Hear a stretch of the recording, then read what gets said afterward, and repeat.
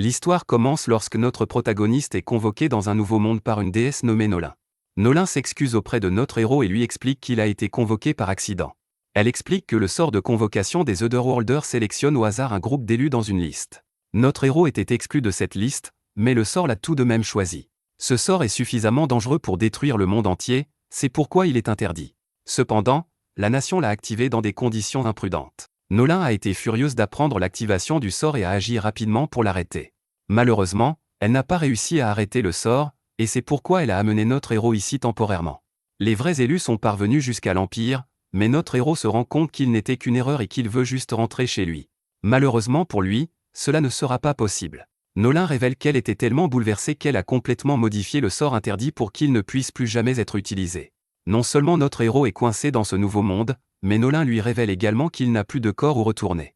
Tout ce qu'il peut faire maintenant, c'est recommencer sa nouvelle vie dans ce nouveau monde. Le problème, c'est qu'il ne peut pas aller dans l'Empire avec les autres, car il n'est pas un véritable élu et il sera maltraité. Nolin lui assure qu'elle l'enverra plutôt dans une grande nation, semblable à celle que l'on trouve dans les contes de fées. Notre héros, Takumi, hésite, mais Nolin lui promet de lui donner sa bénédiction. Notre protagoniste apprend qu'il aura 17 ans au lieu de 40 dans son ancienne vie. Au lieu d'être un salarié, il pourra désormais obtenir l'un des nombreux emplois de combat ou de production. Takumi aimerait vivre une vie paisible loin des monstres, il prévoit donc de choisir un travail de production. Nolin donne gentiment à notre garçon quelques objets pour l'aider dans son voyage et l'envoie sur le chemin. Après s'être écrasé dans son nouveau monde, notre héros découvre qu'il n'est plus un affreux loser. Il vérifie ses statistiques pour s'assurer qu'il a bien la bénédiction de la déesse, mais décide de garder le secret pour éviter tout problème. Notre garçon teste ensuite certaines de ses capacités et est ravi de découvrir qu'il se trouve vraiment dans un monde fantastique. Après avoir exercé ses pouvoirs, Takumi trouve une branche d'arbre. Il utilise son talent de forgeron pour la transformer en lance et acquiert pour cela le talent de menuisier. Takumi utilise ensuite sa compétence d'évaluation pour voir qu'il y a un trésor d'herbe à proximité. Après en avoir cueilli trop, il se rend compte qu'il n'a plus assez de place dans son sac. Heureusement, il se souvient que Nolin lui a donné une boîte à objets spéciale. Elle l'a fabriquée spécialement pour lui, et elle permet un stockage infini. C'est alors qu'un petit avorton supplie Takumi de l'aider, et ce dernier se prépare au combat. Notre valeureux guerrier craint que le lapin ne soit carnivore, mais il doit agir vite. Le monstre en forme de lapin les attaque, mais Takumi fait rapidement un trou dans la créature. Il gagne la compétence d'épée, mais il est choqué qu'un débutant comme lui ait pu gagner son premier combat. Takumi est maintenant un guerrier de niveau 1, mais il panique parce qu'il ne voulait pas d'un poste de combattant. La petite fille explique qu'elle vient d'un village voisin et accepte volontiers d'y emmener notre héros. Elle dit qu'il devrait prendre le lapin parce qu'ils sont délicieux, alors Takumi le met dans sa réserve. L'enfant est stupéfait par les compétences de Takumi, mais il est choqué, elle n'aurait pas dû être en mesure de voir sa boîte d'objets parce qu'il l'a réglée pour qu'elle soit cachée. Pendant ce temps, à l'Empire, 3 étudiants de l'ancien monde de Takumi essaient de comprendre ce qui leur est arrivé. Une femme leur explique qu'ils sont des héros et qu'ils ont été convoqués afin d'utiliser leur pouvoir pour sauver ce monde. Elle se présente comme la première impératrice de l'Empire Sidonia, nommée Elisabeth. Tandis que les garçons sont enchantés par son visage étrange, la jeune fille Akane reçoit la bénédiction de la déesse en secret. Un message lui dit de se fier à son instinct, et Akane sait immédiatement que l'on ne peut pas faire confiance à Elisabeth. De retour auprès de notre garçon, les parents de Molly le remercient de l'avoir sauvé. Takumi est autorisé à rester au village et il est ravi d'apprendre qu'il y a un filon de minerai à proximité. Cela signifie que cet endroit est le paradis des artisans comme Takumi et un forgeron nommé Boban. Malheureusement, ce village n'a pas d'auberge, mais Takumi est choqué lorsque Boban lui dit qu'ils peuvent simplement lui construire une maison. Les villageois commencent à préparer la construction, et Takumi surprend tout le monde en nivelant le sol avec la magie de la terre. Ce faisant, il acquiert également la compétence de manipulation du mana. Takumi perd beaucoup d'énergie, mais tout le monde est étonné qu'il puisse utiliser la magie. Les autres lui disent de ne pas s'inquiéter, car ils peuvent s'occuper de la construction de la maison à partir d'ici. Quelque temps plus tard, Takumi s'installe dans sa nouvelle maison. Il reconnaît que ses talents de menuisier, de forgeron et de charpentier lui ont permis de fabriquer de jolis meubles. Takumi n'aime toujours pas la façon dont le poste de guerrier a été choisi pour lui, mais il est soulagé de pouvoir le remplacer par ce qu'il voulait vraiment, le poste d'alchimiste. Takumi, l'alchimiste, se tourne alors vers une table où se trouve du minerai de fer, du minerai d'argent et du minerai de cuivre qu'il a extrait plus tôt. Il a également du minerai de fer magique, que l'on dit imprégné de mana. Takumi s'apprête à les transformer en lingots et se souvient qu'il faut généralement un énorme four pour y parvenir. Heureusement, nous sommes dans un monde fantastique, et Takumi peut simplement utiliser la magie. Il est ravi de pouvoir enfin faire de l'alchimie et se met au travail. Il explique que l'alchimie comprend 5 techniques, la décomposition, l'extraction, la pulvérisation, la synthèse et la recomposition. C'est un processus laborieux, mais Takumi est enthousiasmé par toutes les choses qu'il peut maintenant fabriquer. Plus tard dans la nuit, Molly va rendre visite à notre garçon, mais elle est horrifiée de constater qu'il est presque mort. Après s'être fait gronder et avoir récupéré, Takumi se remet à faire de l'alchimie sans prendre de pause.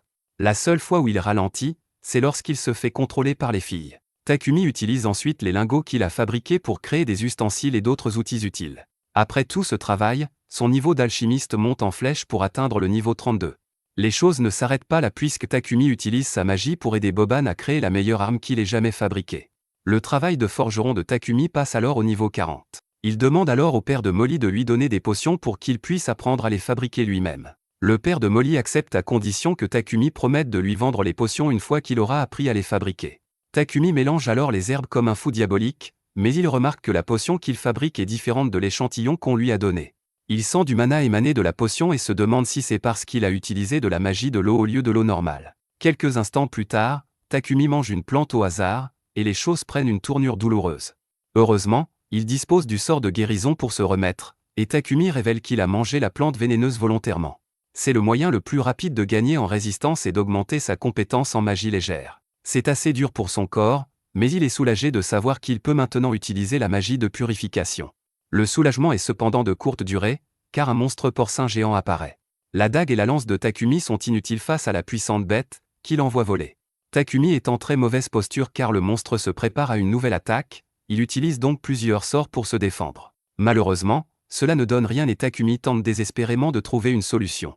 C'est alors qu'il panique en découvrant qu'un autre monstre tente de l'attaquer par derrière. Il s'avère que l'araignée est blessée, mais cela ne l'empêche pas de protéger Takumi. Malheureusement, le petit bonhomme paie le prix pour avoir distrait le monstre, et Takumi doit à nouveau se défendre. Il panique car rien n'a fonctionné jusqu'à présent, mais il se souvient qu'il lui reste encore une chose à essayer. La dernière option de Takumi est d'essayer d'utiliser son alchimie. Il utilise la décomposition sur la bête, et heureusement, cela fonctionne, rendant notre garçon victorieux. Takumi s'approche en boitant de l'araignée blessée pour la remercier et refermer sa blessure.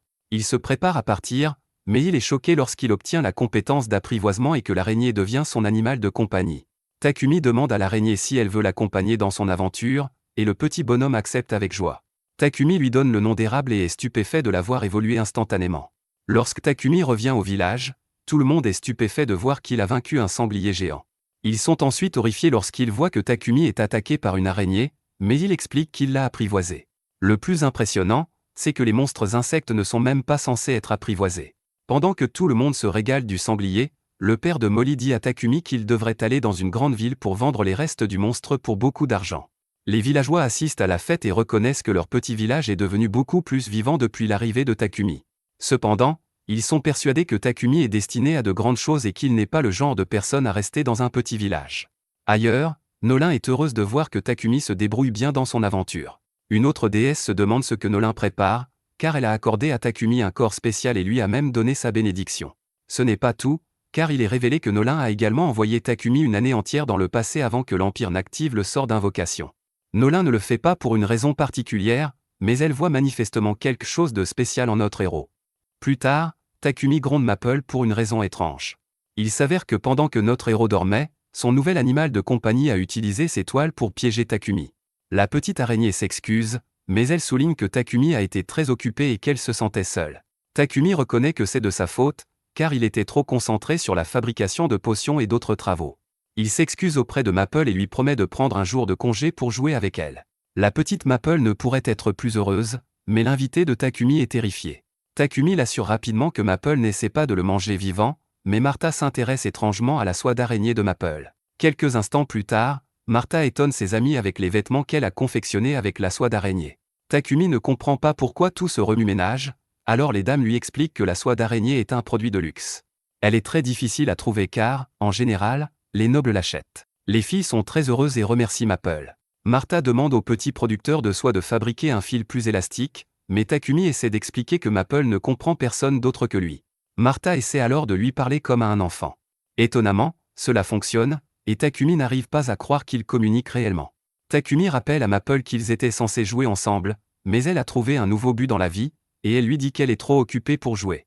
Cela arrange notre garçon, car il a d'autres choses à faire, et au moins son animal de compagnie est heureux. Takumi réfléchit au fait qu'il est dans ce village depuis un mois déjà, mais qu'il veut bientôt aller à la ville pour étudier l'alchimie et devenir plus compétent. Le seul problème est qu'il ne sait pas comment dire à tout le monde qu'il veut partir parce qu'ils ont été si gentils avec lui. À la forge, Boban a fabriqué une armure pour Takumi. Boban dit qu'il devra renforcer les bottes pour tous les coups de pied que Takumi aime donner, mais Takumi lui rappelle qu'il n'est pas un combattant, mais un producteur. Cela fait rire Boban, car il n'y a pas un seul producteur en vie qui pourrait entrer dans une forêt et vaincre un sanglier géant comme Takumi l'a fait. À ce moment-là, Banga arrive et Boban dit qu'il se sentira seul sans Takumi. Takumi n'a aucune idée de ce dont il parle, mais il s'avère que les gars savaient depuis le début que Takumi partirait bientôt. Pour que son travail de production se développe, il doit aller en ville, où la demande sera plus forte et où l'approvisionnement en matériaux sera plus fiable. Il se trouve qu'un commerçant de Bolton City arrivera la semaine prochaine et les gars ont déjà pris des dispositions pour que Takumi monte dans sa voiture. Les gars comprennent parfaitement ce que ressent Takumi, et notre héros les remercie pour tout. Ensuite, Takumi va chercher Martha, qui transporte des entrailles de lapin. Apparemment, c'est la partie la plus délicieuse, mais elle doit être traitée correctement pour éliminer les maladies et les parasites. Malheureusement, ils n'ont pas les outils nécessaires pour le faire et doivent donc être jetés. Heureusement, notre garçon a quelques compétences, et il explique qu'il peut simplement utiliser la magie de purification. Takumi purifie rapidement les entrailles à l'aspect dégoûtant et explique que l'on peut maintenant les manger sans danger. Martha est stupéfaite de voir qu'il peut utiliser la magie de la lumière, et elle le remercie parce que les viscères de lapin n'ont plus besoin d'être gaspillés. Cependant, elle prévient Takumi qu'il serait préférable qu'il ne montre jamais cette magie à qui que ce soit. Il s'avère que seules quelques personnes dans le monde entier peuvent utiliser la magie lumineuse. C'est tellement rare que ceux qui ont assez de talent peuvent gagner leur vie uniquement grâce à cela. Heureusement, personne dans ce village ne dira rien, mais il ne serait pas prudent de le montrer à qui que ce soit en dehors du village. Après cela, Takumi a passé la semaine suivante à consacrer toute son énergie au développement du village. Il s'est beaucoup soucié des villageois, et il veut rendre le village aussi sûr que possible pour qu'ils puissent y vivre. Il veut aussi leur rendre la vie plus facile et les remercier pour tout ce qu'ils ont fait pour lui. Pour ce faire, il remplace le mur en bois du village par un mur en pierre et utilise son alchimie pour fabriquer des robinets pour tous les tonneaux. À la fin de la semaine, le marchand est choqué de voir à quel point le village a été amélioré. Takumi est présenté au commerçant, nommé Papek, qui lui explique qu'il possède une société commerciale en ville. Takumi est prêt à faire ses adieux, mais il explique d'abord à Banga qu'il a terminé d'autres potions. Papek est étonné de voir cela, et Takumi révèle qu'il a fait livrer 100 exemplaires de la même potion à la maison de Banga. Takumi veut s'assurer qu'il y en a assez pour tout le village, et il demande à ce qu'elle soit distribuée à tout le monde au cas où quelque chose arriverait. Le marchand est absolument choqué par ce qu'il voit, et Takumi confirme qu'il s'agit d'une potion de guérison qu'il a lui-même fabriquée. Papek perd presque la tête à cause de l'incrédulité et examine la potion de très près. Juste à ce moment-là, les autres villageois arrivent pour faire leurs adieux, et Molly dit au revoir à Maple qui dort. Martha donne à Takumi un joli manteau et lui révèle que toutes les dames l'ont confectionné pour lui. C'est pour cela qu'elles ont utilisé les fils de Maple, et Takumi dit qu'il le chérira pour toujours. Takumi est ému lorsqu'il remercie tout le monde d'avoir été si gentil avec lui, et il dit au revoir. Alors qu'ils se saluent tous, Takumi pense que c'est le premier endroit où il a vécu dans son nouveau monde, et qu'il le considérera toujours comme sa ville natale. Les nouveaux amis de Takumi sont émus de voir à quel point les villageois tiennent à lui, et ils se présentent. Riel est le rouquin, Bogart est le chauve et It est le blond. Ensemble, ils forment le groupe d'aventuriers de Rance et connu sous le nom de Croc de Lion. Ils servent de garde du corps à Papek, mais ils s'ennuient car cette région est plutôt paisible. Ils ne verraient pas d'inconvénient à ce que des monstres apparaissent, mais Takumi pense exactement le contraire. Les gars se demandent pourquoi Takumi tient si fort son sac, alors Takumi révèle que son araignée tueuse se trouve à l'intérieur. Les gars sont terrifiés, mais Riel veut quand même jeter un coup d'œil. Il tente d'interpeller Maple, mais Takumi est choqué lorsque Maple lui assène un coup de poing au visage. Il blâme Riel pour son comportement et se demande si l'incident ne va pas amener Maple à craindre les humains. Heureusement, ce n'est pas le cas, car Maple s'est prise d'affection pour Bogart. Bogart est un père, après tout, ce n'est pas une surprise. Papek appelle Takumi et lui demande s'il serait prêt à vendre certaines de ses potions. À ce moment-là, la calèche s'arrête et les garçons se demandent si un monstre n'est pas apparu.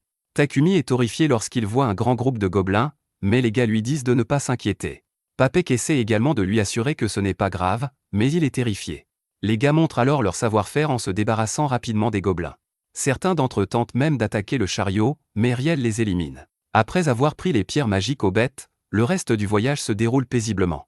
3 jours plus tard, ils arrivent en ville. Takumi est allé à la guilde des aventuriers avec Croc de Lion, qui allait rapporter le succès de leur quête d'escorte. Takumi devait également s'inscrire à la guilde pour pouvoir rester en ville et enregistrer Maple en tant qu'animal de compagnie.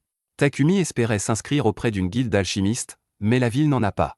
Hans, le réceptionniste, lui explique cependant qu'il est utile de s'inscrire à la guilde des aventuriers pour pouvoir utiliser sa carte de guilde comme pièce d'identité. Tant qu'il effectue une simple quête par mois, la carte n'expire pas. Finalement, Takumi a décidé de s'inscrire à la guilde des aventuriers et a enregistré Maple comme animal de compagnie. Plus tard, Takumi explique à Papek qu'il a 100 potions. Papek lui offre 10 argent pour chaque potion de soin et d'endurance et 50 argent pour chaque potion de mana. C'est une tonne d'argent pour notre garçon, car cela correspond à environ 7 millions de yens dans son ancien monde. Curieusement, Papek s'excuse même d'offrir si peu et explique qu'il le fait uniquement parce que Takumi ne s'est pas encore fait un nom. C'est trop beau pour être vrai, et Takumi se demande si le commerçant n'a pas une arrière-pensée, mais Papek n'a pas l'air d'être du genre à tromper les autres. À ce moment-là, Papek change de sujet et interroge Takumi sur ses conditions de vie. Il sait que Takumi a l'intention de s'installer comme producteur, et Papek lui recommande donc de trouver une maison avec un atelier. Takumi n'a pas assez d'économies pour acheter une maison, mais Papek lui révèle que s'il est prêt à louer, sa société peut lui recommander un endroit. Les choses vont trop vite pour Takumi, mais Papek a déjà appelé quelqu'un pour lui montrer la maison à louer. Takumi est stupéfait de voir qu'il s'agit d'un manoir, et on lui dit que le loyer est de 1 or et 50 argent par mois. C'est beaucoup moins que ce à quoi Takumi s'attendait, et il se demande si l'endroit n'est pas hanté. Takumi pourra payer le loyer avec l'argent de la vente de ses potions à Papek, et l'endroit dispose même d'une remise pour son atelier. Takumi dit à Maple qu'il s'agit de leur nouvelle maison, et il accepte de louer la gigantesque bâtisse. Alors qu'il marche dans la ville, Takumi ne peut s'empêcher de s'interroger sur l'étrange odeur qu'il a sentie depuis son arrivée. On lui explique qu'elle provient des égouts. Les nobles utilisent des dispositifs d'épuration magique pour traiter les eaux usées de leur demeure, mais pas le reste de la ville. Les dispositifs d'épuration magique doivent être extraits de donjons ou de ruines anciennes et sont donc coûteux. La ville ne peut pas se le permettre, et Takumi ne peut pas croire qu'il ne purifie pas du tout les égouts. On lui dit que des prêtres sont engagés pour les purifier périodiquement, mais la plupart du temps, ils doivent s'en contenter. Le lendemain, Takumi et Maple emménagent dans leur nouvelle maison. Notre héros attentionné avait déjà prévu de réparer les murs extérieurs de la ville, mais cela devra attendre car il a quelque chose de plus important à faire, quelque chose qui pourrait signifier la vie ou la mort. Après avoir mélangé de l'argile et du quartz, Takumi utilise la magie pour façonner l'objet sur lequel il travaille. Il utilise ensuite la magie du feu pour chauffer l'objet et ajuster la température. Il utilise ensuite la magie de l'espace-temps pour raccourcir le temps de cuisson. C'est un processus difficile, et Takumi doit même stabiliser son projet à l'aide de l'alchimie. Tous ses efforts aboutissent à ce qu'il voulait, et il acquiert plusieurs compétences en même temps que son métier d'alchimiste. Après coup, Takumi est épuisé, mais tout cela en valait la peine. Il s'avère que son projet de vie et de mort consistait en fait à fabriquer des toilettes. À ce moment-là, Takumi entend un cri terrifiant, et il est choqué de découvrir que Maple a capturé un intrus. Il s'agit en fait de Papek, mais Maple dit qu'elle ne faisait que l'amuser. Takumi dit que seuls les enfants seraient amusés par cela, mais Papek trouve étonnamment sa capture très apaisante. Après avoir été libéré, Papek demande à aller aux toilettes. Papek est stupéfait par ce qu'il trouve, et Takumi doit lui expliquer ce que sont les toilettes. Ce n'est pas tout, car l'alchimiste y a également attaché un dispositif magique. Après avoir terminé son travail, la toilette utilise la purification pour décomposer les déchets en eau propre et en une petite quantité de matière inorganique. Papek se demande alors si Takumi a des aptitudes pour la magie légère, mais notre garçon se souvient de ce que Martha lui a dit, il doit garder le secret, et il supplie Papek de n'en parler à personne. Papek promet de ne rien dire, mais il supplie Takumi de fabriquer au moins 100 autres toilettes. Ce serait beaucoup de travail, mais Takumi est sûr qu'il peut le faire s'il a les matériaux nécessaires. Papek est certain que Takumi aura besoin d'un coup de main, ce qui n'est pas grave car notre garçon avait l'intention d'engager quelqu'un à terme. Papek a une autre idée en tête, il lui recommande de conclure un contrat avec un esclave. Compte tenu des talents de Takumi, Papek pense qu'il devrait engager un esclave lié au secret par la magie. Il pourrait également lui servir de protection et gérer le manoir. Takumi est stupéfait et se demande pourquoi il a besoin d'être protégé. Papek explique que Takumi est doué pour la magie de la lumière, ce qui signifie qu'il est considéré comme un élu de Dieu, c'est du moins ce que dit l'Église de la lumière divine. L'Église recueille tous ceux qui ont des aptitudes pour la magie de la lumière et tire profit de leur magie de guérison. Elle n'ignorerait donc pas la magie de lumière utilisée par les toilettes de Takumi. Takumi, bien sûr, se demande si c'est une bonne idée d'en fabriquer une centaine, mais Papek a une idée. Il y a un moyen de les fabriquer, et il sait à quel point il est important que personne ne sache que Takumi est derrière tout ça. La première étape consiste à s'assurer que Takumi se procure un esclave. Mais Takumi n'est pas d'accord avec l'utilisation d'esclaves. Papek ne comprend pas vraiment, mais Takumi préfère tout faire lui-même si c'est sa seule option. C'est une tâche considérable, et Papek ne pense pas que ce soit possible, Mais ils sont interrompus lorsque la carte de guilde de Takumi se met à briller. Il s'agit d'un message rappelant à Takumi qu'il doit accomplir une quête pour conserver son inscription. Il lui est demandé de se rendre à la guilde des aventuriers avant la date limite, et Takumi se rend compte qu'il a vraiment besoin d'un coup de main supplémentaire. Papek connaît l'endroit idéal, car il emmène Takumi à la compagnie Mulen, le marchand d'esclaves le plus digne de confiance de la ville. Papek lui dit d'attendre à l'entrée de l'entreprise pendant qu'il prépare une réunion, mais notre garçon finit par s'égarer dans un jardin. Il y trouve une fille qu'il ne peut s'empêcher de regarder. Cette fille lui dit froidement de rentrer chez lui, et Takumi est stupéfait. À l'intérieur, la propriétaire de la société commerciale se présente à Takumi. Papek explique que Takumi est réticent à l'idée de conclure un contrat d'esclavage, mais la propriétaire comprend pourquoi. Takumi explique que la conclusion d'un contrat avec un esclave est une chose qui ne se fait pas dans son pays natal. Le propriétaire convient que la conclusion d'un contrat avec un esclave le lierait à son service, mais les choses se passent un peu différemment ici, au royaume de Barkula. Ici, les droits des esclaves sont réellement protégés et les règles sont très simples. Le propriétaire s'engage à respecter les droits généraux de l'esclave et à lui fournir de la nourriture, des vêtements et un abri. Il est interdit aux deux parties de se faire du mal. Il est interdit de forcer un esclave à accomplir des actes non prévus par le contrat. Quant aux esclaves, il leur est interdit de partager avec d'autres des informations sur leur propriétaire. Ce n'est pas du tout ce à quoi Takumi s'attendait, et Mulan explique un autre type de contrat. Ceux qui sont devenus esclaves à cause d'une dette forment un contrat qui dure jusqu'à ce qu'ils remboursent leur dette. Les criminels peuvent accepter un contrat afin de s'amender et de s'assurer un moyen de gagner leur vie. Les prisonniers de guerre peuvent accepter un contrat pour gagner leur vie. Des contrats sont également conclus avec les personnes attaquées et capturées par des voleurs ou des bandits qui les réduisent illégalement en esclavage. Papek explique que Takumi préférerait avoir l'un des esclaves de guerre, car ils ne peuvent être libérés sans l'autorisation de leur maître. La propriétaire curieuse se demande pourquoi, alors Papek explique simplement que Takumi est un producteur avec des compétences et un talent que d'autres ne peuvent pas espérer imiter. Elle veut entendre ce que Takumi a à dire, alors il déclare qu'il veut pouvoir se concentrer sur son travail autant que possible. Le problème est qu'il doit également accomplir des quêtes pour la guilde des aventuriers. Il a du mal à gérer ses affaires quotidiennes et a donc besoin de quelqu'un qui puisse gérer le manoir et l'aider à s'occuper des tâches ménagères. Il possède également de nombreuses compétences qu'il doit garder confidentielles, car il ne peut pas garantir qu'il ne sera pas inquiété. De plus, il devra probablement s'aventurer dans des endroits dangereux pour rassembler des matériaux. En plus de le protéger, Takumi aimerait avoir quelqu'un qui puisse se battre et l'accompagner dans ses déplacements. Mulan trouve cela logique, mais elle décide qu'il aura besoin de 2 esclaves. Une jeune fille nommée Maria est appelée et Mulan lui explique qu'elle a été enlevée par des bandits lorsqu'elle était très jeune et qu'elle n'a plus de famille. Elle a été formée à la lecture, à l'écriture et à l'entretien général de la maison. Takumi décrit le manoir, y compris le nombre de pièces, et Maria est convaincue qu'elle peut s'en occuper toute seule. Elle remarque quelque chose dans le comportement de Takumi, et Takumi dit que c'est à cause de son apparence. Quelqu'un comme elle a probablement beaucoup de preneurs, et il se demande pourquoi elle est encore disponible. Maria est troublée par le compliment et explique qu'elle ne peut faire que du ménage. Takumi dit que c'est exactement ce dont il a besoin, mais Maria sent le besoin de clarifier, elle ne peut faire que du ménage, et elle refuse de développer une intrigue. Takumi est alors le plus troublé et lui fait comprendre qu'il n'a pas besoin d'elle pour cela. Maria le questionne à nouveau, juste pour vérifier, et Takumi confirme que ce ne serait pas correct de sa part de demander cela. Maria est satisfaite de tout cela et accepte de conclure un contrat avec Takumi. Pour ce qui est de l'esclave suivant, Mulan s'excuse car elle n'a pas d'esclave de guerre pour le moment. Maria lui rappelle qu'ils ont une certaine Sofia, mais Mulan lui dit de ne pas s'en mêler et l'envoie préparer ses affaires avant de partir. Takumi est curieux au sujet de cette autre personne, mais Mulan explique que Sofia a des problèmes. Cela l'intéresse encore plus pour une raison quelconque, mais Mulan dit simplement qu'elle le contactera lorsqu'ils auront trouvé quelqu'un d'autre qui répond à ses critères. Takumi l'interrompt et lui demande s'il peut rencontrer cette fille. Il n'est pas sûr de savoir pourquoi, mais il suppose que cela a peut-être à voir avec son intuition. Takumi a une forte envie de ne pas reculer, et le visage de Maria était très sérieux lorsqu'elle a parlé de Sofia. Takumi est emmené dans la chambre de Sofia, et Mulan explique qu'elle a été capturée lors d'une guerre il y a 50 ans.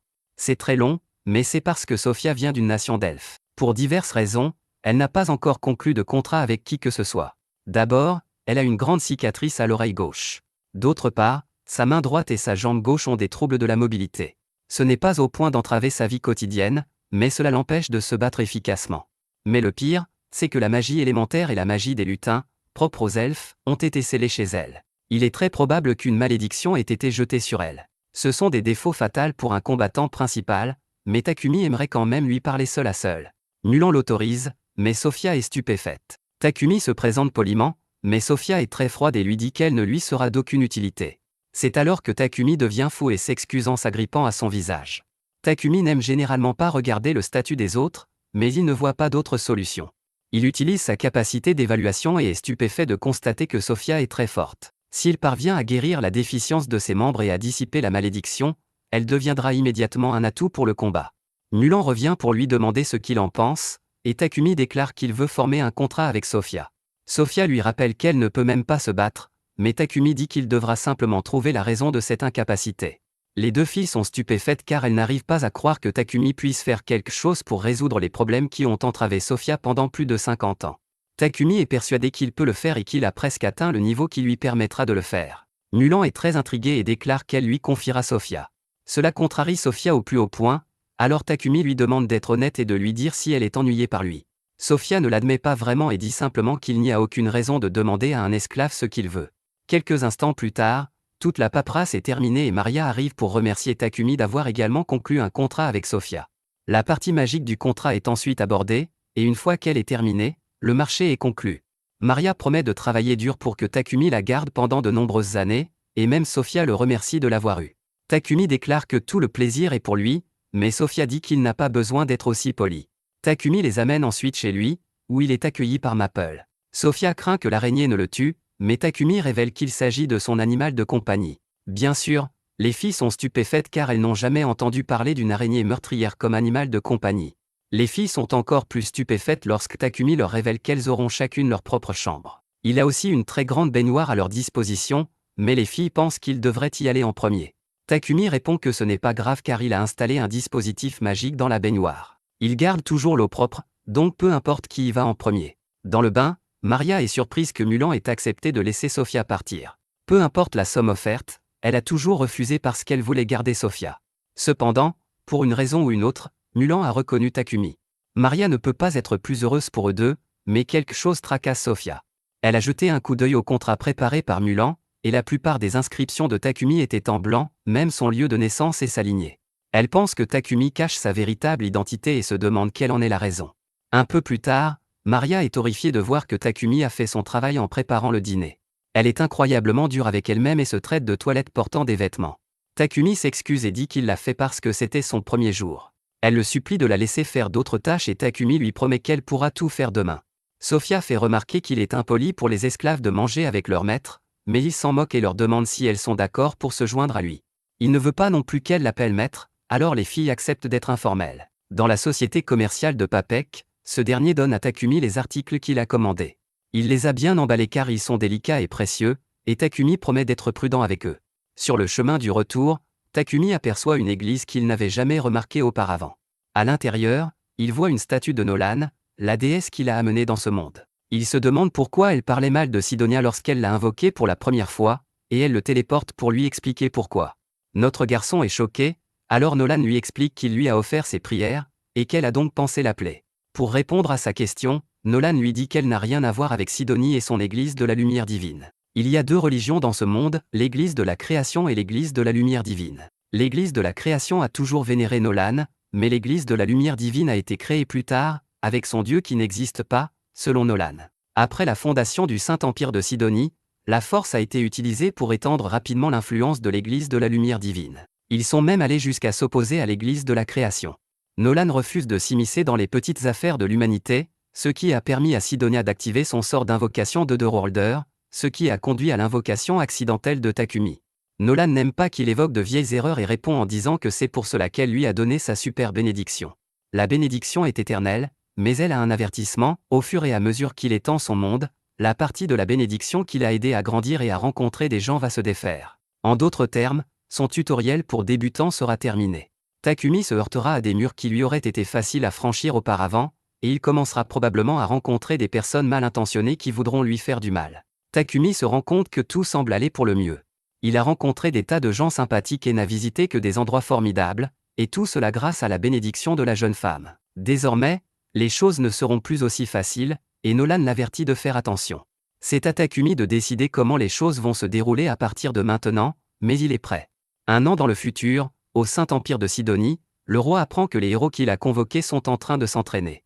L'invocation des 3 héros a été une entreprise gigantesque, et le roi a donc besoin qu'ils soient très forts. Les héros ont d'abord hésité, mais Elisabeth a réussi à les convaincre. Dehors, nous assistons à l'entraînement des héros invoqués. Akira et Yamato s'entraînent avec quelques gars, mais les entraîneurs ne sont pas impressionnés. Yamato a alors un flashback de l'ancien monde, où il était le favori d'un tournoi de karaté. Il échoue cependant et perd même contre un élève de première année. Fort de cet échec, Yamato redouble d'ardeur à l'entraînement. Akane n'est pas intéressé par les actes de violence, mais Elisabeth vient lui expliquer qu'elle doit s'entraîner. C'est le seul moyen pour elle d'acquérir la force nécessaire pour sauver ce monde. Akira fait alors preuve d'un comportement simpliste en jurant de protéger Akane quoi qu'il arrive. Elisabeth est heureuse de voir un héros aussi fiable, mais Akane sait qu'il est très dangereux. Revenant un an en arrière, notre héros arrive à la maison avec l'automne. Avant que Sophia ne l'aide à ramasser ses affaires, Takumi se précipite pour mettre son paquet mystère dans sa boîte à objets. Cela n'arrange évidemment pas les soupçons de Sophia, et Takumi dit qu'il va s'enfermer dans son atelier pendant quelques heures. Il dit qu'ils devront dîner sans lui, mais Sophia est encore choquée par ce qu'elle a vu. Le paquet qu'il avait été emballé dans du papier magique, et elle se demande ce qu'il cache. Plus tard, elle décide d'aller voir ce qu'il fait dans son atelier et est horrifiée de l'entendre parler tout seul comme un psychopathe. Il semble vraiment excité par quelque chose, et elle tremble de terreur lorsqu'elle voit Takumi se couper. Takumi utilise un remède pour se soigner, mais il se rend compte à quel point il est fou. Malheureusement, c'est le seul moyen d'améliorer rapidement ses compétences. Il pense que Maria a fait quelque chose de cruel un peu plus tôt, ce qui oblige Sophia à faire irruption. Elle demande avec colère ce qu'il compte faire à Maria et promet de se venger s'il lui fait du mal. Notre garçon n'a aucune idée de ce dont elle parle, et sa capacité montre que Sophia souffre d'un épuisement extrême. Il montre également la blessure de sa main, il décide donc de commencer par là. Il utilise il sur elle, et même si c'est une blessure légère, la malédiction qui pèse sur elle la rend très difficile à guérir. Notre garçon Takumi parvient tout de même à guérir sa main, et il passe même au niveau supérieur. Pendant qu'elle récupère, Maria explique que Sophia est épuisée depuis très longtemps. Chaque fois que quelque chose la fait courir, elle finit par être très fatiguée. C'est probablement la malédiction, alors Takumi se met au travail. Il commence par une compétence appelée Dispel et utilise ensuite Extra Heal. Maria regarde alors avec étonnement Takumi réparer son oreille coupée. Plus tard, Sophia se réveille et se sent plus légère qu'avant. Elle dit à Maria de prendre ses jambes à son cou car leur maître psychotique n'est pas la personne que Maria pense qu'il est. Maria est tout à fait d'accord avec elle, mais seulement parce que Takumi est meilleur que ce qu'elle aurait pu imaginer. Sophia craint que Takumi ne lui ait menti, mais Maria lui dit de se détendre et montre à Sophia l'oreille qu'elle a réparée. Le cœur de Sophia se met à battre la chamade lorsqu'elle sent à nouveau sa magie, et Maria lui révèle qu'elle a été complètement guérie. Après que Maria ait tout expliqué, Sophia va voir Takumi. Takumi se rend compte qu'il doit mettre les choses au clair et lui rappelle qu'il a dit qu'il avait besoin d'un niveau supplémentaire dans sa compétence de magie légère afin de dissiper la malédiction qui pèse sur elle. De plus, le liquide dans lequel il a trempé son couteau est extrait d'une herbe très toxique qu'il a obtenue de Papek. Il s'en servait pour augmenter son niveau en l'appliquant de façon répétée sur une blessure et en lançant des soins. Finalement, la guérison de son épuisement l'a mis à niveau juste assez pour lui permettre d'utiliser la capacité Extra Heal. Sophia rappelle qu'il a dit que Maria était cruelle, mais que c'était seulement parce qu'elle avait jeté des objets par accident. Elle se demande pourquoi il fait toutes ces choses dangereuses, et Takumi lui rappelle qu'il a dit qu'il s'occuperait de tout. Sophia commence à pleurer en réalisant qu'il a fait tout cela pour elle, et Takumi s'excuse désespérément. Elle dit que ce n'est pas nécessaire, cependant, et elle lui jure sa loyauté à vie. Takumi dit que c'est bon de la voir, et ils partagent un moment agréable. Nous voyons que Nolan les observe, et elle vérifie ce qui se passe, un an dans le futur.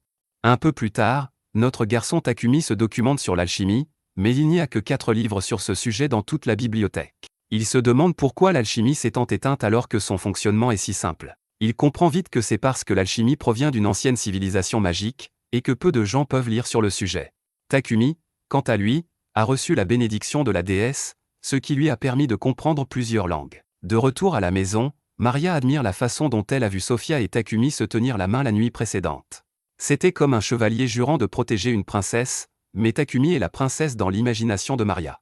Plus tard, Takumi a terminé la production en série de toutes les toilettes, et il est temps de faire une pause. Il a l'intention de continuer à produire des choses, mais il veut aussi partir en voyage chaque fois qu'il en a envie. Takumi veut trouver des matériaux et manger des plats uniques à certains endroits. Il veut voir de beaux endroits, explorer des ruines et s'amuser en même temps. Bien sûr, Sophia l'accompagnera, et Maria tiendra le fort. Maple y va aussi, ce qui laisse Maria toute seule. Elle se demande si elle pourrait y aller aussi, mais Takumi a vraiment besoin de quelqu'un pour surveiller la maison. Maria n'arrive même pas à imaginer ce futur horrible, qu'elle compare à des toilettes laissées seules et isolées dans un désert en flammes. C'est alors que Takumi se rend compte qu'il serait inquiet de laisser Maria toute seule. Pour ne rien arranger, elle lui fait des yeux de chiot triste. Notre garçon Takumi vérifie ses statistiques et est stupéfait de constater qu'elles sont plutôt bonnes, et que Maria est en fait une demoiselle de combat. Takumi commence à accepter l'idée qu'elle se joigne à eux, et Sofia est d'accord pour qu'il la laisse faire. Sofia est sûre de pouvoir enseigner la magie et le combat à Maria. Takumi décide finalement de la faire venir, et Maria accepte de s'entraîner avec lui et Sofia. Plus tard, Takumi dit qu'il est temps de fabriquer des armes et des armures pour les deux filles. Sofia aimerait une épée longue et une lance d'environ 2,5 mètres de long. Elle veut un arc long pour les attaques à distance et aussi quelques couteaux. Sa liste est longue, mais c'est ce que l'on attend d'une guerrière. Maria, quant à elle, a été entraînée à utiliser des lames courtes, donc n'importe quelle épée courte ou n'importe quel couteau fera l'affaire. Sofia pense que l'ajout d'une lance à l'arsenal de Maria l'aidera à combattre les monstres, et elle promet même d'apprendre à Maria à s'en servir. Takumi se met au travail et explique que les lingots d'acier magique devraient faire l'affaire. Nous voyons ensuite Sofia entrer dans les détails pour montrer à Maria comment manier une lance. Au bout d'un moment, Takumi est épuisé parce qu'il a fini de créer les armes et qu'il a beaucoup progressé en niveau. Pour ajouter une touche personnalisée, Takumi ajoute un motif d'aile sur les armes de Sofia et un motif de flamme sur celles de Maria. Une fois les lames terminées, il est temps de lancer les améliorations d'attaque améliorée et d'auto-réparation. En ce qui concerne les lames courtes de Maria, Takumi s'évanouit après avoir imaginé comment elle devra les porter sur sa jambe. Dehors, Maria est un peu mal à l'aise car elle ressent une étrange sensation sur sa jambe. Takumi doit ensuite fabriquer leur armure, mais il doit obtenir leur mesure. Leur demander n'est pas une option pour lui, mais heureusement notre garçon est préparé. Takumi a fabriqué des poupées Sofia et Maria grâce à sa capacité d'évaluation. Les poupées sont un peu scandaleuses, mais il est temps de se mettre au travail. Il prévoit d'utiliser les cornes du sanglier qu'il a vaincu pour les parties les plus solides de l'armure, et il fabriquera le tissu en utilisant les fils de Maple. La fonctionnalité est importante pour la conception, mais il veut aussi qu'elle soit belle. Un peu plus tard, Takumi a terminé et les filles adorent leur nouvelle armure. Elle semble vraiment naturelle et il est très facile de se déplacer avec. Les filles ne peuvent que se demander comment Takumi a réussi à faire correspondre leur taille aussi parfaitement, et il doit empêcher Maple de révéler son secret.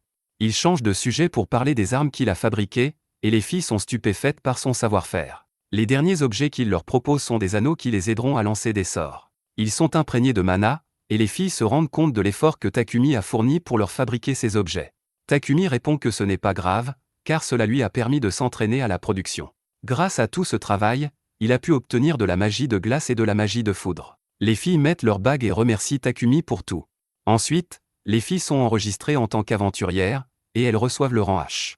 Takumi les enregistre tous les trois en tant que groupe, et on lui rappelle qu'il doit accomplir une quête de guilde pour maintenir sa carte de guilde à jour. Takumi parcourt le tableau des quêtes pour trouver des quêtes de rang H et G, mais Sofia lui fait remarquer quelque chose. S'ils choisissent des quêtes de rang inférieur, Takumi ne gagnera aucun point. Cela ne pose aucun problème à Takumi, car il n'essaie même pas d'augmenter son rang au sein de la guilde. C'est alors que des voyous disent aux filles qu'ils peuvent leur faire passer un meilleur moment que Takumi. Les gros bras essaient de convaincre les filles de se débarrasser du petit homme faible avec lequel elles sont, mais Takumi s'avance. Le grand garçon n'aime pas beaucoup ça, et Takumi dit calmement à Sofia qu'il va s'en occuper. Cependant, au fond de lui, Takumi est terrifié. Ses filles sont ses précieuses amies, alors il ne peut pas rester silencieux. Takumi traite le géant d'impoli, mais cela ne fait que l'énerver. Le géant essaie de frapper Takumi en retour, mais Takumi se protège et c'est le voyou qui subit tous les dégâts. Personne ne comprend ce qui vient de se passer, mais on voit que Takumi vient d'utiliser l'une de ses compétences. Les autres voyous veulent se venger, mais quelqu'un arrive pour mettre fin à l'agitation. Les filles prennent la défense de Takumi en expliquant que c'est le grand qui a attaqué en premier, mais le maître de la guilde ne voit que le géant qui a été blessé. Heureusement, Hans a tout vu et confirme que Takumi n'a rien fait de mal. Barak ordonne de soigner le géant et demande à Takumi de l'accompagner. Barak veut savoir comment Takumi a fait ce qu'il a fait et explique que la guilde ne donnera aucune information personnelle. Takumi ne veut pas le dire, mais Hans sent l'utilisation de mana, et il se demande si Takumi a utilisé la magie. Takumi est stupéfait que Hans ait pu sentir des traces persistantes et détermine que la compétence magique de ce type doit être très élevée. Takumi révèle alors qu'il n'a pas lancé de magie sur les gars, il a simplement sorti du charbon de bois de sa boîte à objets et s'en est enduit le haut du corps. Cela ne ressemblait pas à du charbon de bois, alors Takumi explique qu'il l'a synthétisé en diamant. Cela lui fait comprendre que Takumi est un alchimiste, mais il est incroyable qu'il ait pu utiliser son pouvoir aussi rapidement.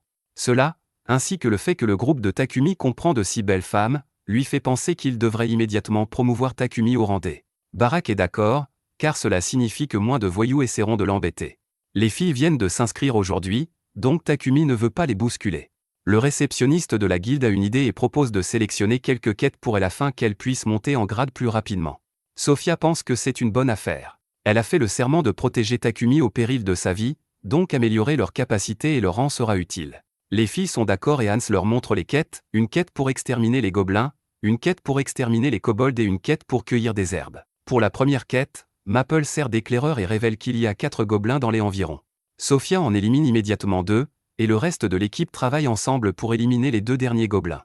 Les 3 quêtes sont de rangée et les récompenses sont de 5 ou 6 pièces d'argent. Il s'avère que notre groupe de héros a combattu beaucoup de monstres, et il est même étrange de constater le nombre de gobelins et de kobolds qu'ils ont vus. Ils en ont même éliminé suffisamment pour accomplir leur quête. Sophia se demande alors s'il n'y a pas une base de monstres dans les environs, où il pourrait même y avoir un général parmi eux. Les généraux gobelins sont des monstres de rang C, et on dit qu'il faut au moins 5 groupes de rang B ou plus pour exterminer une base dirigée par un général. Takumi fait remarquer qu'ils sont loin de remplir les critères, mais Sophia a déjà des idées. Elle est sûre qu'avec sa magie spirituelle, la magie élémentaire de Takumi et la magie terrestre de Maria, ils peuvent utiliser une attaque de zone pour réduire le nombre d'ennemis. Après cela, ils auront une bien meilleure chance de détruire la base. Takumi n'a pas hâte, mais Sophia est en mode combat, et Maria est impatiente d'y aller aussi. À ce moment-là, Maple a quelque chose à dire et Takumi se demande si elle est blessée. Il est stupéfait lorsque Maple révèle qu'elle est sur le point de se transformer à nouveau. Takumi l'envoie quelque part pour qu'elle se repose, mais les filles sont stupéfaites de voir qu'il vient d'utiliser une dimension de poche. Takumi dit simplement qu'il a pu la créer une fois que sa magie spatio-temporelle a atteint le niveau 3, mais les filles n'ont jamais vu cela auparavant. Ils finissent par trouver la base des gobelins, mais Takumi se demande si c'est vraiment une bonne idée. Le dieu de la bataille Sophia a déjà dépassé le point de non-retour et dit que c'est le moment idéal pour l'attaque de zone, car les monstres sont regroupés. Les 3 combinent 3 types de magie et une bonne partie de la base est vaincue. Takumi se réjouit, mais Sophia dit qu'ils n'ont pas fini. Le général gobelin et le chevalier gobelin sont toujours là, et ce sont 2 espèces avancées. Takumi n'a pas d'autre choix que de se défendre contre le général, et il gagne une tonne de compétences de combat pour cela. Takumi donne ensuite tout ce qu'il a dans le ventre en lançant une attaque de feu. Un peu plus tard, Hans est choqué de voir qu'ils ont accompli les 3 quêtes en une demi-journée seulement. Le réceptionniste nerveux les ramène à nouveau devant Barak, qui leur fait remarquer qu'il faut normalement une escouade d'extermination composée de plusieurs membres de rang B ou supérieur pour faire ce qu'ils ont fait. Barak n'en revient pas de leur désinvolture, mais Maple l'envoie promener et lui révèle à quoi elle ressemble après avoir évolué. Les filles s'extasient devant sa beauté et n'en reviennent pas que Maple puisse parler maintenant. Avant que Hans n'aille préparer leur récompense, il révèle que Takumi est maintenant de rang E et que les filles sont toutes 2 de rang F. Plus tard, Maria demande à Takumi du tissu. Il lui dit de demander à Maple de lui en faire, mais Maria lui répond que ses vêtements sont de trop bonne qualité pour ce qu'elle veut. Elle révèle qu'elle veut juste faire des sous-vêtements pour elle et Sophia, et elle lui montre son plan. Takumi lui dit qu'elle a tout faux et dessine ce à quoi les vrais sous-vêtements sont censés ressembler. Maria est offensée, et Takumi retire rapidement sa demande obscène. Maple révèle alors que Takumi a un invité, c'est Papek, mais Takumi ne comprend pas pourquoi il est inconscient. Maple révèle qu'il s'est évanoui après avoir vu sa transformation, et qu'elle l'a jeté dans cette pièce. Papek révèle que le seigneur de Bolton City veut rencontrer Takumi. Takumi est stupéfait, et Papek pense que cela a quelque chose à voir avec les dispositifs magiques de purification. Il s'avère que ce seigneur est la personne dont Papek parlait plus tôt, la personne qui fournirait l'interférence du Saint-Empire de Sedonia. Takumi n'est pas en mesure de refuser, il va donc rencontrer Marcus. Marcus a été stupéfait par le dispositif magique qu'il a créé pour purifier l'eau, car il a grandement amélioré l'hygiène de la ville. Il a permis d'éviter des épidémies, et tous sont redevables à Takumi. Takumi est choqué lorsque le seigneur s'incline devant lui, et il explique que cela ne le dérange pas de s'incliner devant quelqu'un qui a tant contribué à l'amélioration de son domaine. L'équipe de Takumi a même éliminé la base des gobelins, ce que ses propres chevaliers avaient négligé. Marcus aimerait qu'il soit très prudent car ce serait une grande perte pour Bolton s'il lui arrivait quelque chose. Marcus explique que Takumi ne doit pas baisser sa garde, surtout lorsque le Saint-Empire de Sedonia commencera à s'en prendre à lui. Plus tard, Takumi est épuisé, et Maple révèle qu'elle a mis la dernière main aux sous-vêtements qu'il a fabriqués. Takumi les a livrés aux filles, mais il n'a plus d'énergie, car il lui a fallu 3 jours entiers pour les fabriquer.